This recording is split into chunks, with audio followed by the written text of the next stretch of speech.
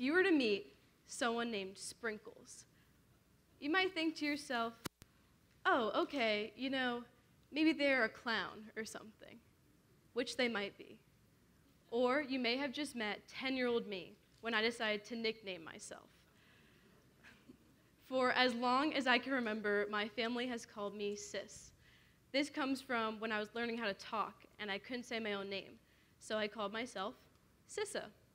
Sissa became Sis, and Sis was a name for babies. 10-year-old me decided. It didn't even show how fun and spunky I am.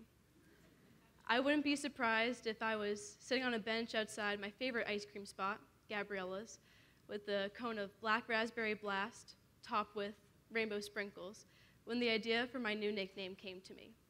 Sprinkles showed that I was fun and spunky, and even incorporated my favorite dessert, ice cream. Now, it wasn't easy, realizing that I do have a favorite dessert, because I really love all of them so much. But there really is something special about ice cream to me. I remember when I was little, I would just wait all day until 8:15 in the evening, and I would go running up to my dad and beg him to scoop me ice cream. Because when he was in high school, he worked at a creamery, and he has this whole special routine that I would just love to watch. He would take the ice cream scoop, run it under hot water, shake off the extra, and with a little bit of elbow grease, he would have the perfect round scoop waiting for me. So yes, I like to eat ice cream all year round, even in the winter, although my intake probably doubles when Magic Fountain in Summit opens. I like to try all sorts of different flavors, your basics like chocolate and vanilla, or crazy ones like avocado, which I have recently and was actually pretty good. Definitely a lot better than the first ice cream flavors from the 1600s. Those people were having grated cheese, asparagus, and breadcrumb ice cream. Breadcrumb ice cream, and yet I was never allowed to order Play-Doh ice cream from McCool's in Madison. It's just vanilla but yellow. So yes, I really love ice cream. But the funny thing is that my favorite thing about it isn't necessarily the dessert itself. My favorite thing about eating ice cream is eating it with other people.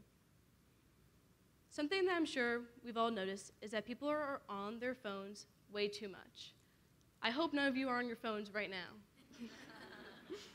People are on them when they're driving, when they're in class, when they're with their friends and family. It's distracting and harmful.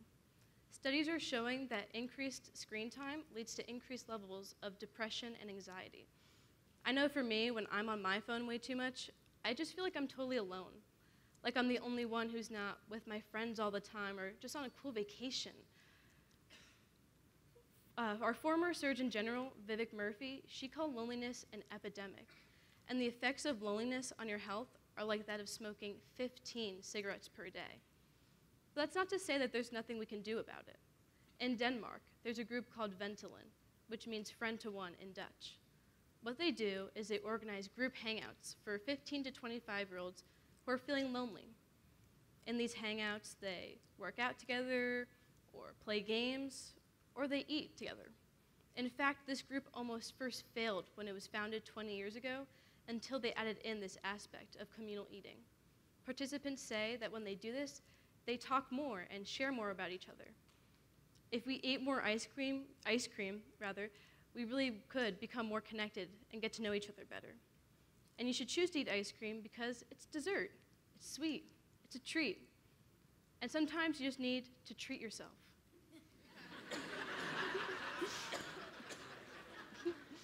So yes, eating dessert is a treat, but scooping time out of your busy schedule to grab a scoop of cookie dough with your best friend, now that's a treat too.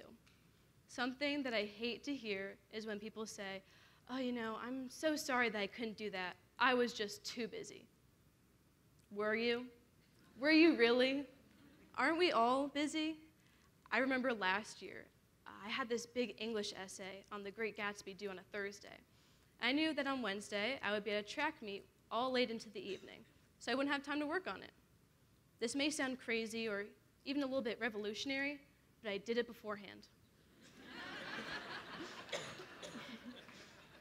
But I heard about some of my teammates and classmates emailing my teacher at the last second, begging for an extension.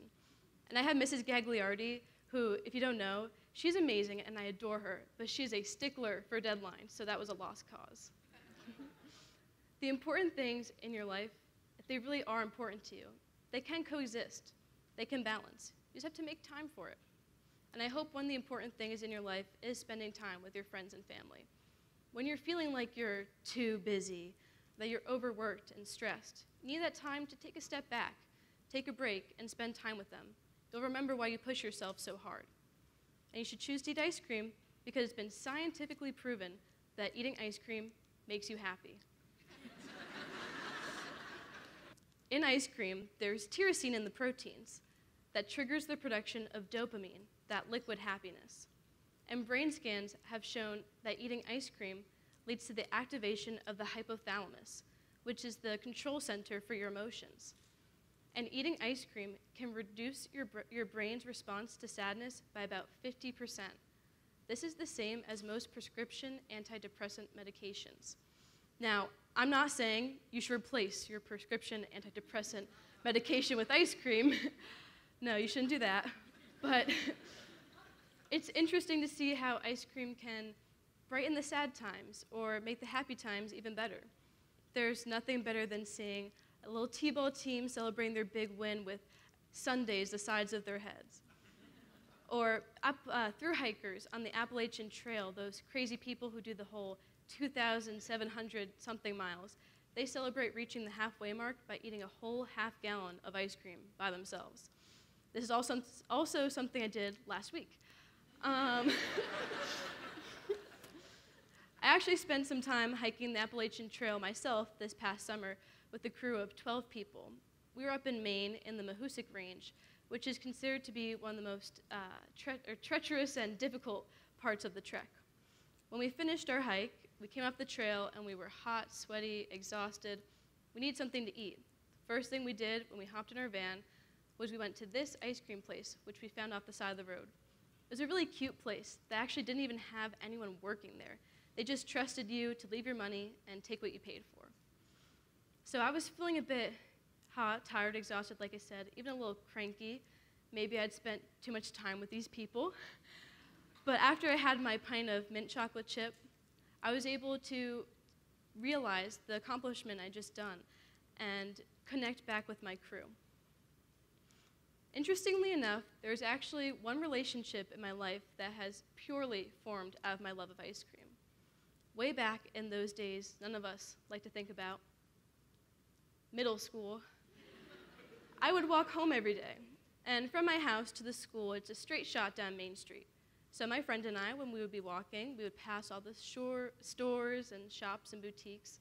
And every Friday, we would stop at my favorite ice cream place, Gabriella's. So we went there week after week. I can tell you exactly how much my order was, a single scoop and a sugar cone. It was $3.16. I would carry around exact change. So after we went there week after week, the people working there started to recognize us. And we befriended the guy who worked there, Mike. This is him in the picture. Now, Mike was a super funny and friendly guy who served up just as many smiles as he did scoops of ice cream. But sadly, as you may know, Gabriella's closed when I was in 7th grade, and I was so bummed. This was ruining my routine. But more than that, I was really sad that I wouldn't be able to see Mike anymore. He was just a familiar face, something I could count on. But I wasn't expecting that last Friday when I walked into Gabriella's to realize that he would be missing me too. Mike got my friend and I little going away presents, little notebooks to write in and to remember him by. I actually still have it, and I was looking at it last week, and on the first page I wrote, Mike from Gabriella's gave me this journal. I think I'm going to write in it because he's really nice. In this moment, I felt so appreciated and recognized, and I felt on top of the world. This is the kind of feeling I want to one day pass on to other people.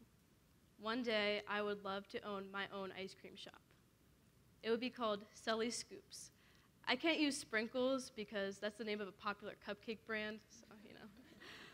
It's going to be located in either the Jersey Shore, Maine, North Carolina, or Hawaii.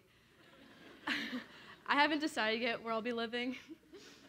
It's going to have a little bit of the old parlor feel with black and white tiled floors, but it'll be a little modern too with marble countertops and chalkboard walls for people to write on. But more than that, when people are here, I want them to feel appreciated and recognized. I want it to be a safe haven. Sometimes the happiest moments in our lives can also have a little bit of sadness too. Every awesome family vacation has the big family vacation fight. I know next week at graduation, I'm going to be so happy to celebrate everything I've done here. But I'm going to be so sad to move on and move away from everything I've ever known. I want people to know that when they're at my ice cream shop, that you don't need the brightest and flashiest or most expensive and shiniest thing to be happy. Sometimes you just need something simple, something like a scoop of ice cream, some sprinkles, and someone to share it with. After all, ice cream is good for the soul. Thank you.